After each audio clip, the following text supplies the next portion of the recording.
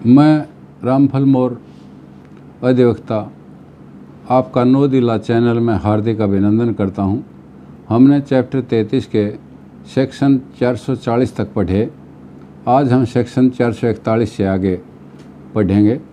तो सेक्शन 441 क्या कहता है?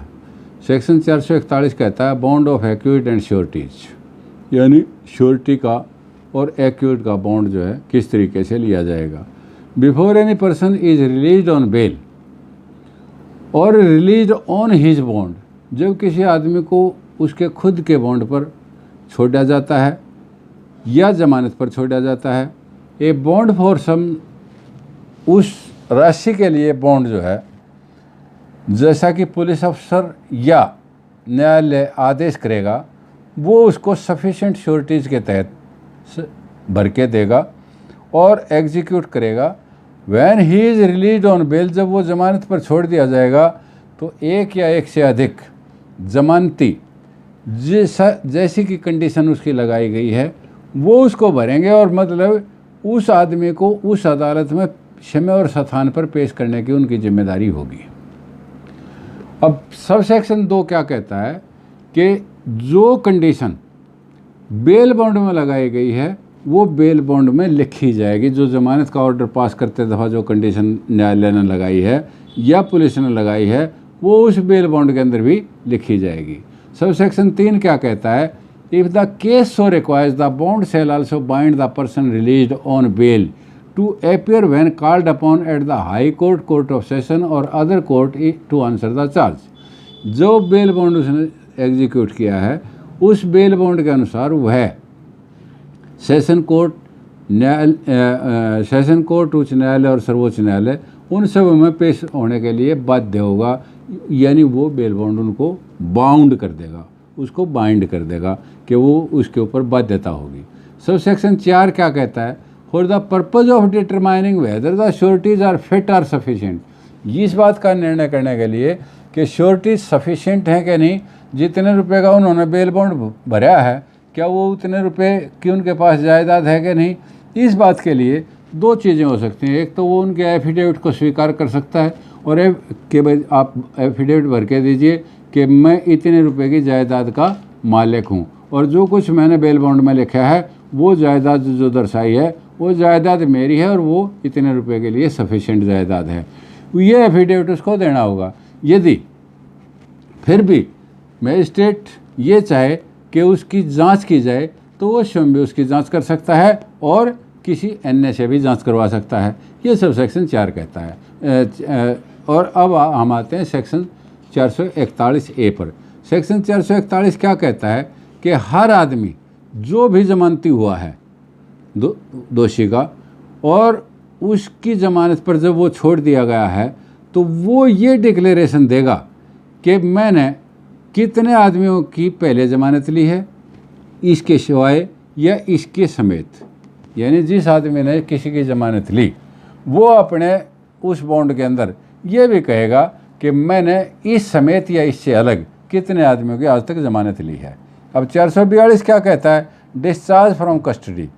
As soon as the bond has been executed the person for whose appearance it has been executed shall be released and when he is in jail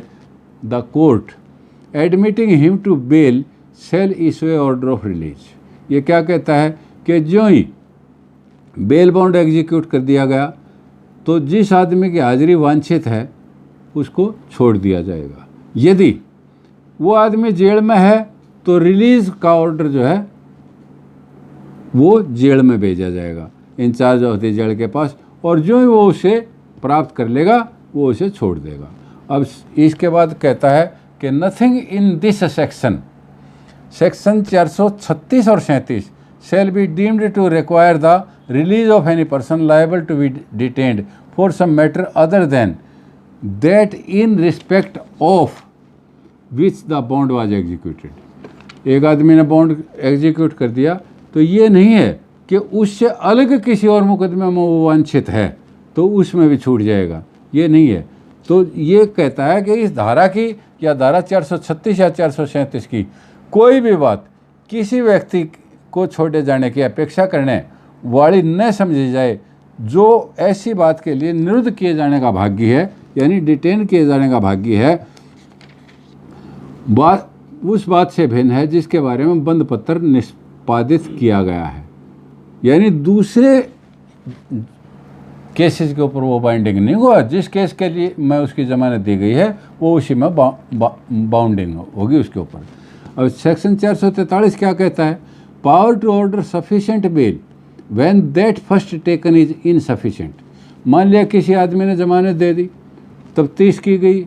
जांच की गई और जांच के अंदर ये पाया गया कि वो सफिशिएंट श्योरिटी नहीं है, या उस समय सफिशिएंट था, बाद में सफिशिएंट नहीं रहा, किसी कारण से ज़मीन बिकेगी, ज़मीन का वो कर रखा था, तो फिर क्या है कि उसको नोटिस दिया जा सकता है और नोटिस दे करके ये कहा जा सकता है कि आप उसको वारंट ऑफ अरेस्ट का नोटिस दिया जाएगा, वारंट ऑफ अरेस्ट कर लिया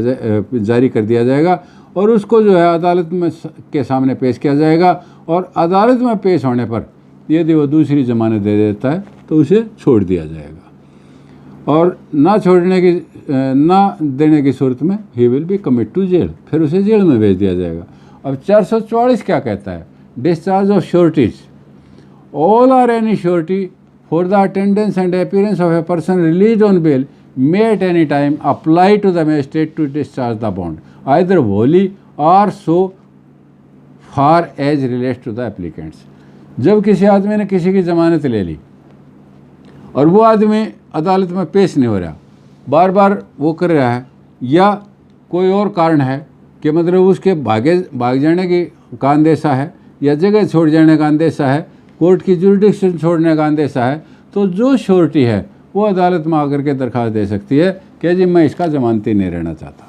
तो वो मैजिस्ट्रेट को अप्लाई कर सकता है कि जी मुझे डिस्चार्ज किया जाए, और उसका बेल बॉन्ड जो है वो डिस्चार्ज हो जाएगा। और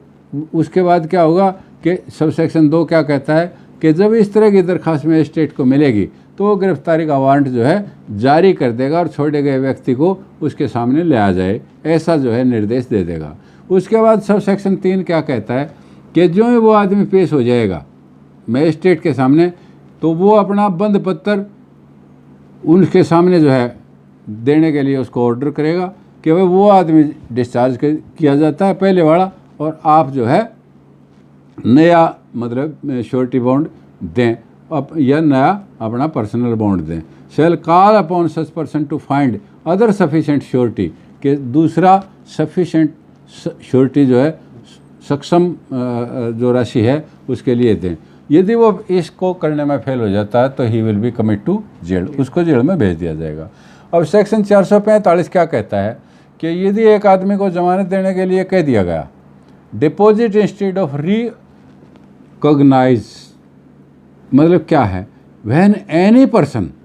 is required by any court और officer to execute a bond with और विदाउट श्योरिटीज, सच कोर्ट और officer may accept in the case of bond for good behavior permit him to deposit a sum of money। ये आप जो है थोड़ा सा ध्यान करेंगे कि एक आदमी को कह दिया कि 50,000 रुपये की ज़मानत दो और उसको कोई जमानती नहीं मिल रहा, तो वो 50,000 रुपये ज़मानत के रूप में अदालत में जमा कर सकता है। या एक और शब्द देखेंगे और लिखते हुए आगे लिखता है गवर्नमेंट प्रोमिसरी नोट, या प्रोमिसरी नोट जो है वो अदालत में दे देगा कि भाई ये जो है मेरा खाता है और ये मैं प्रोमिसरी नोट देता हूँ सरकार के हक़ में कि यदि मैं किसी तारीख पर गैर हाजिर हो जाऊँ तो ये प्रोमिसरी नोट के तहत जो है मेरे से वसूली की जा सकती है। तो अब सेक्शन 446 क्या कहता है? सेक्शन 446 में कहता है procedure when bond has been forfeited, यानी एक आदमी अदालत में नहीं आता, गैर हाजिर हो जाता है, बंद पत्र दे दिया और उसके हाजिर होने या संपत्ति पेश करने के लिए उसको कह दिया गया, और उस न्यायालय या किसी ऐसे न्यायालय को जिसे तत्पश्चात मामला अंतरित किया गया है समाधानप्रद रूप से ये साबित कर दिया जाता है कि बंद पत्र समर्पित हो चुका है, यानी फॉरफिट हो चुका है, तो उस सूरत में क्या होगा? जहाँ इस संहिता के अधीन किसी अन्य बंद पत्र की बाबत उस न्यायालय को जिसके द्वारा बंद पत्र लिया गया था, या ऐसे किसी न्यायालय को जिसे तत्पश्चात मामला अंतरित किया गया है, यानी पहले एक कोर्ट ने ले लिया फिर वो केस दूसरी कोर्ट में चला गया, तो उस समय की बात कर रहा है या प्रथम वर्ग मजिस्ट्रेट या किसी न्यायालय को समाधानप्रद रूप से ये साबित कर दिया जाता है कि बंद पत्र जो है फॉरफिट हो चुका है, यानी जिस किसी भी कोर्ट में गया तो ये साबित। अब वहाँ क्या है, वहाँ न्यायालय ऐसे सबूत के आधारों पर अभिलिखित करेगा, यानी रिकॉर्ड करेगा the grounds of such proof, और ऐसे बंद पत्र में आबद्ध किसी व्यक्ति को अपेक्षा कर सकेगा कि वो उसकी शास्ति दे या कारण दर्शित करे कि वह क्यों नहीं दी जानी चाहिए। अब शास्ति समझते हो क्या है कि the court shall record the grounds of such proof and may call upon any person bound by such bond to pay the penalty, शास्ति के माने पेनल्टी देयर ऑफ और to show cause why it should not be paid, कि फिर उस आदमी को ये कहा जाएगा कि या तो आप जुर्माना दें या उसको शो कॉज नोटिस दिया जाएगा। अब इसका स्पष्टीकरण देखिएगा क्या कहता है। A condition in bond for appearance और for production of property before a court shall be construed as including a condition for appearance और as the case may be for production of property before any court to which the case may subsequently be transferred. यानी जब किसी न्यायालय को case transfer किया जाता है तो इसके माने है कि उसको ये डायरेक्शन दी जाती है कि आप वहाँ पेश हों या ये संपत्ति वहाँ पर पेश करें। तो ये इसकी एक्सप्लेनेशन के अंदर कहा गया है। अब सब सेक्शन 2 को देखेंगे, ये क्या कहता है। If sufficient cause is not shown that the penalty is not paid, कोई ऐसा स्पष्ट कारण या पर्याप्त कारण नहीं दिखाया जाता कि क्यों जुर्माना अदा नहीं किया जाता, तो न्यायालय उसकी वसूली के लिए आगे बढ़ेगा और आगे बढ़ करके क्या करेगा, मानो वो जुर्माना इस संहिता के अधीन उसके द्वारा अधिरोपित जुर्माना हो, चाहे वो किसी और कोर्ट ने भी कर रखा हो, उस जुर्माने की वसूली के लिए ये मान करके न्यायालय कार्रवाई करेगा कि मानो उसी के द्वारा वो जुर्माना लगाया गया है। अब इसमें एक प्रोविजो दिया है, प्रोवाइडेड देखेंगे, provided that where such penalty is not paid and can not be recovered in the manner aforesaid, वो जुर्माना उसने नहीं दिया और ऊपर के दिए तरीके से वो रिकवर नहीं हो सकता, तो फिर क्या होगा, person so bound as surety shall be liable by order of the court ordering the recovery of the penalty to imprisonment to civil jail. तो फिर इस तरह से आदमी को सिविल जेल में भेज दिया जाएगा फॉर ए टर्म विच में एक्सटेंड टू 6 मंथ, जो 6 महीने तक हो सकती है, और उस 6 महीने के अंदर यदि वो रुपया पे कर देता है तो वो छूट जाएगा। द कोर्ट में after recording it's reasons for doing so remit any portion of the penalty mentioned and enforce payment in part only. यदि न्यायालय चाहे तो फिर क्या कर सकता है, ऐसा करने से अपने कारणों को लेखबद्ध करने के पश्चात, यानी जो जुर्माना है उल्लिखित जितना रुपया जुर्माना था उसमें से क्या कर सकता है, किसी प्रभाग का परिहार यानी रेमिट कर सकता है, छोड़ सकता है, और बाकी का जो है उसको रिकवर कर सकता है। अब आगे क्या कहता है, जहाँ बंद पत्र के लिए कोई प्रतिभू बंद पत्र का स्मरण होने से पूर्व मर जाता है, वहाँ उसकी संपदा बंद पत्र के बारे में प्रत्येक दायित्व से उन्मोचित हो जाएगा। क्या कहता है, where a surety to the bond dies, किसी आदमी ने बॉन्ड जो एग्जीक्यूट किया था वो श्योरिटी मर जाती है, तो before the bond is forfeited, इससे पहले कि वो बॉन्ड जो है फॉरफिट हो in favour of the government, तो his state shall be discharge from all liabilities in respect of the bond, तो उसकी कोई जिम्मेवारी नहीं। जब आदमी मर गया तो ऑटोमेटिकली डिस्चार्ज हो गया और वो उसकी सारी संपत्ति भी डिस्चार्ज होगी। अब सब सेक्शन 5 क्या कहता है, where any person who has furnished security under section 106 और 117 और सेक्शन 360, जैसे सेक्शन 106 और 117 और सेक्शन 360 के तहत जब किसी आदमी को कन्विट किया जाता है और 106 और 117 के तहत उसने सिक्योरिटी फर्निश की है, तो फिर क्या होगा, constitute A breach of condition of his bond, वो आदमी अपने बॉन्ड की शर्तों को तोड़ देता है। तो और of A bond executed in leave of the bond under section 448 या 448 के तहत जो बॉन्ड एग्जीक्यूट किया गया है उसकी शर्तों को तोड़ देता है। तो आगे क्या कहता है, a certified copy of the judgment of the court by which he has convicted of such offence may be used as evidence in proceedings under this section against a surety or sureties। तो वो जो जब तोड़ देता है उसके ऊपर जब प्रोसिक्यूशन होती है तो उस प्रोसिक्यूशन में उसकी सर्टिफाइड कॉपी पेश कर दी जाएगी और वो सर्टिफाइड कॉपी जो है उसका एक बहुत अच्छा एविडेंस के रूप में पढ़ा जाएगा।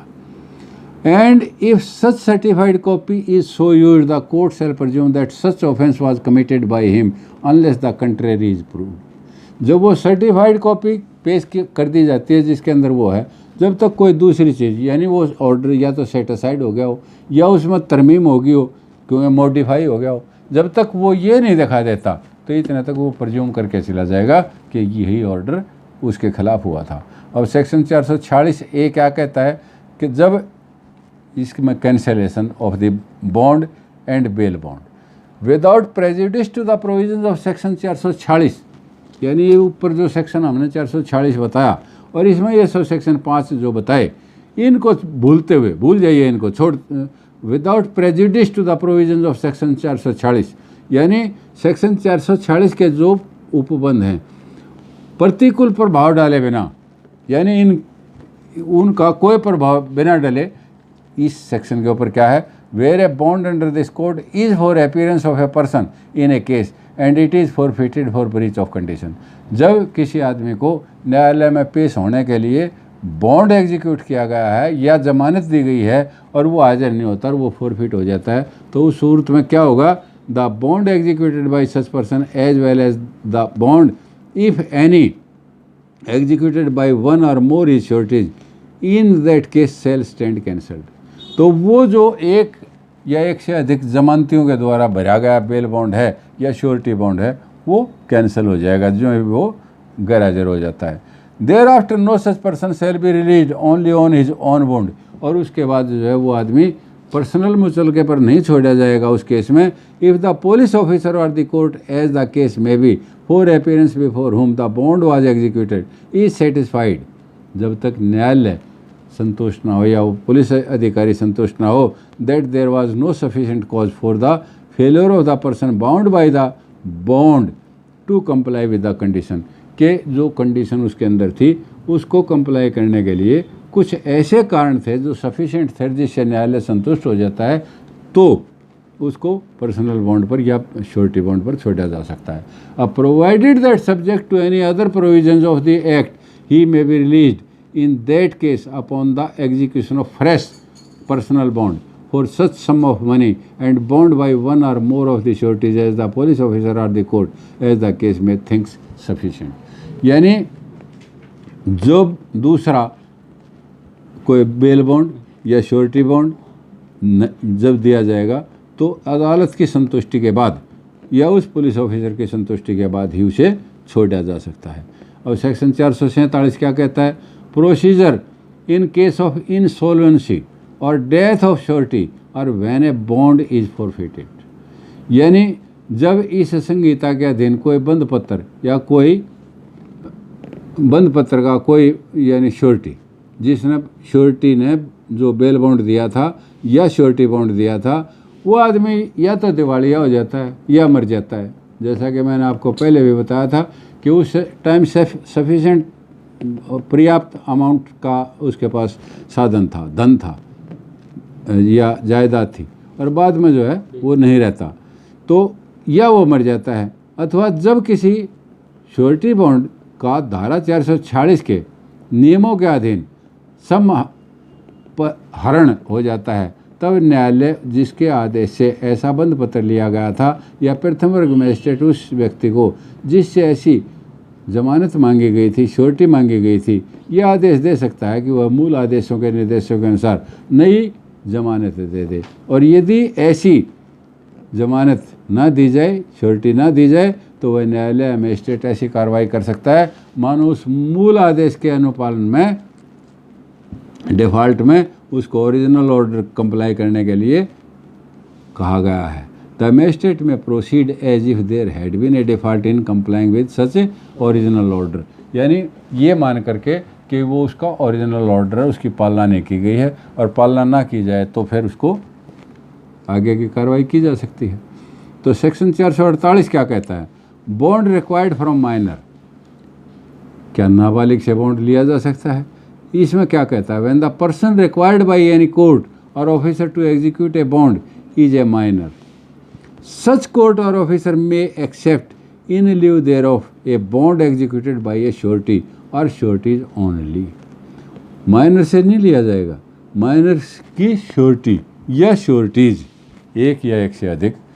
उससे श्योरिटी ली जाएंगी और वो एग्जीक्यूट करेंगी। अब 449 क्या कहता है, appeal from orders under section 446। अब 446 में जो कार्रवाई की गई है उसके खिलाफ अपील में क्या होगा, all orders passed under section 446 are appealable, यानी शैल बी अपीलेबल। तो in the case of an order made by a magistrate to the session जज, कहाँ होगा उसकी अपील, कि जब मजिस्ट्रेट ने कोई ऑर्डर पास किया गया तो उसकी अपील सेशन जज के यहाँ होगी। In the case of an order made by a court of session to the court to which an appeal lies from an order made by such court, जब session ने कोई ऑर्डर पास किया है तो उसकी अपील जहाँ लाई करती है वहाँ। तो इस प्रकार से अब सेक्शन 450 की तरफ हम आते हैं। सेक्शन 450 क्या कहता है, power to direct levy of amount due on certain recognisances, यानी कुछ मुचलकों पर दे रकम का उद्ग्रहण करने का निर्देश देने की शक्ति। द हाई कोर्ट और court of session may direct any magistrate to levy the amount due on the bond for appearance और attendance at such high court और कोर्ट ऑफ सेशन। तो इसमें क्या कहता है कि उच्च न्यायालय या सेशन न्यायालय किसी भी मजिस्ट्रेट को ये ऑर्डर दे सकता है कि वह उस रकम को उद्गृहित करे, यानी उसको लेवी के माने कलेक्ट करे, संग्रह करे, जो ऐसे उच्च न्यायालय या सेशन न्यायालय में हाजिर और उपस्थित होने के लिए किसी बंद पत्र पर दे है, विच इज ड्यू। तो इस प्रकार से आज हमारा चैप्टर 33 जो है समाप्त हुआ और अब हम कल करेंगे चैप्टर 34 सेक्शन 451 से। धन्यवाद।